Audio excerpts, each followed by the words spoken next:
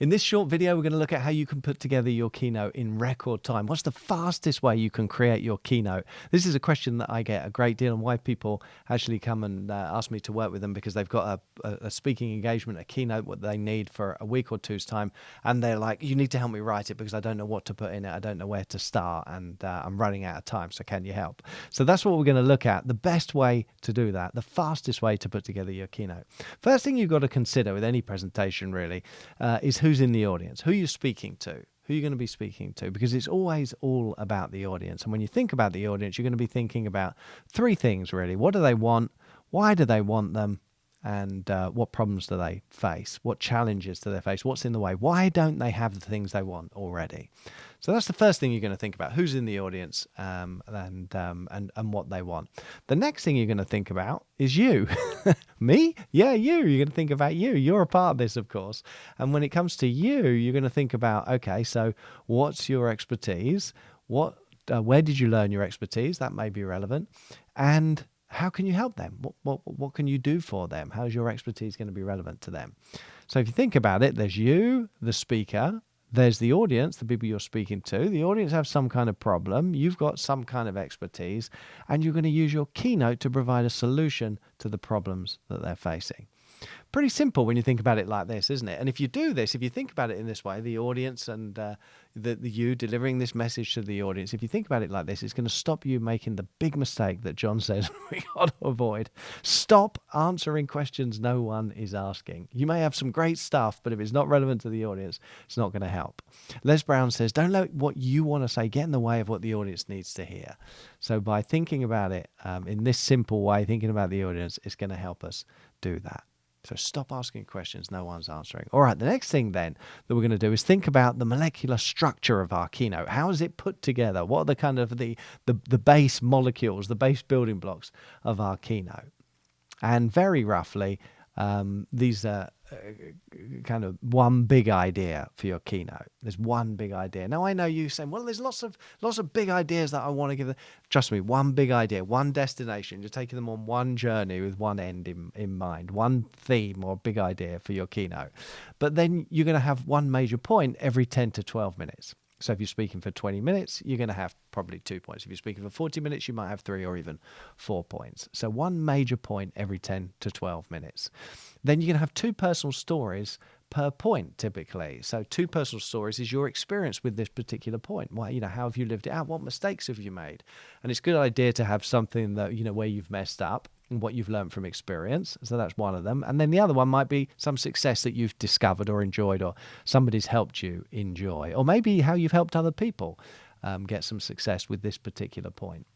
Either way, you're going to have roughly one example every 5 minutes, because this brings the content to life. Otherwise, it's too much content. It's too boring. You're going to lose them. You need to vary the emotions of the audience. Remember that the heartbeat of the speaker, the life and death of the speaker, is the heartbeat of the audience. If they flatline, you die, and we don't want that, do we?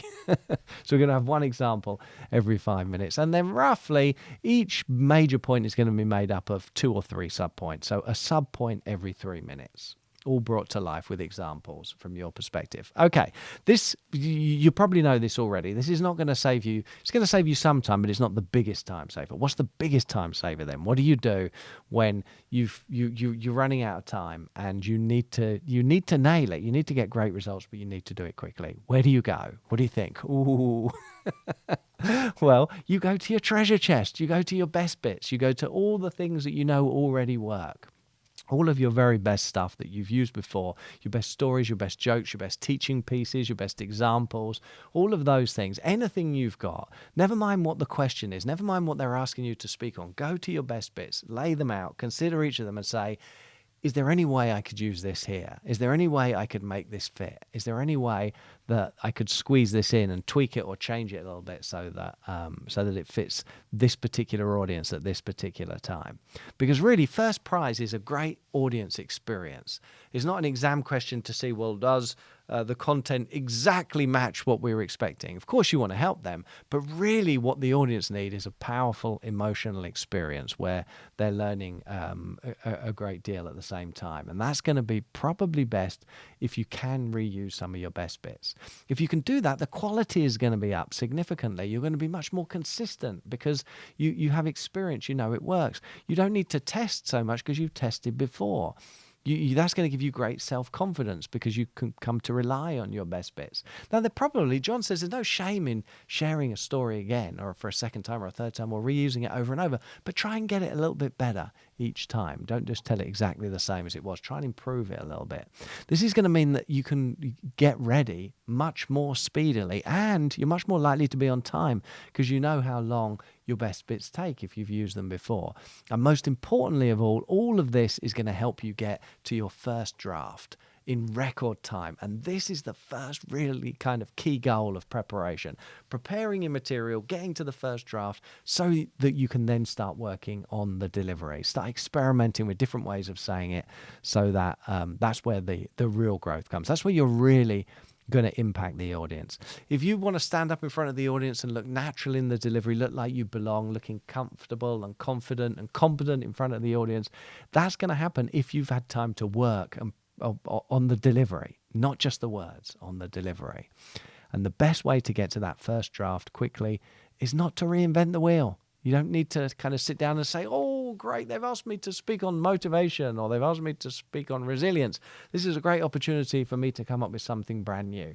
If you do that, it's going to take you a long time and it's probably not going to be very good first time. You might enjoy it, but it's not going to be a home run. The second time you do it, it's going to be a lot better. The third time, it's going to be a lot better, and it will get better. There's a time for that kind of development of material, but when you need to nail it, then your first port of call should be your treasure chest to see if there's any of those bits that you can reuse. That's it. Thanks for being a part of Speaking360. If you're not on our mailing list, then you can go to speaking360.com, pop your email in, and you'll never miss one of those videos. We'll email them out to you. And if there's anyone that you know that you'd like to share the love with, then speaking360.com, they can put their email address in, and we'll email them every week too. That's it. Thanks, guys. Take care. Lots of love. Bye-bye. God bless.